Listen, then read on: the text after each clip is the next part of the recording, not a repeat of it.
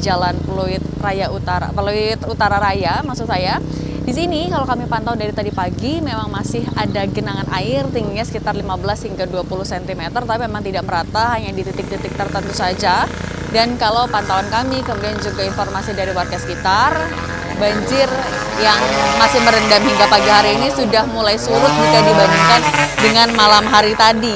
Kalau hari ini atau pagi ini 15 hingga 20 cm, kalau tadi malam disebutkan lebih tinggi lagi, terutama di titik-titik yang lebih dekat dengan tanggulnya.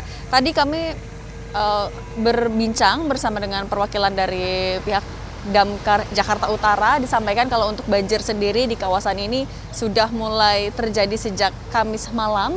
Tapi kalau untuk di kawasan Pantai Mutiara, karena tanggul jebol itu baru terjadi pada Sabtu dini hari. Dan di dekat tanggul jebol ini ketinggian air bisa mencapai sekitar 1 meter lebih. Tanggul yang jebol ini kurang lebih sekitar 10 hingga 15 meter, artinya memang cukup besar daerah yang jebolnya, kemudian menyebabkan adanya air yang masuk ke dalam. Sudah ada bantuan dari damkar seperti misalnya perahu karet yang difokuskan untuk evakuasi, tapi kalau tadi disampaikan rata-rata digunakan hanya untuk mobilisasi dari warga sendiri, misalnya untuk keluar dari komplek, membeli makan, ataupun kalau misalnya evakuasi, mengungsi, dilakukan secara mandiri, misalnya ke apartemen atau ke tempat-tempat yang lebih tinggi, bukan ke pengungsian yang memang disediakan oleh pemerintah daerah setempat.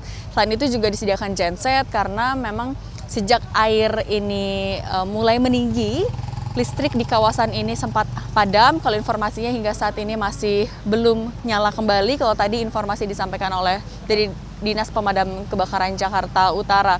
Nah, untuk pompa sendiri sebenarnya juga sudah standby dari Sudin SDA begitu, tapi karena pompa ini menyedot air banjir untuk dikembalikan ke air laut, dan mengingat untuk saat ini air laut masih tinggi sehingga memang masih belum bisa beroperasi secara maksimal.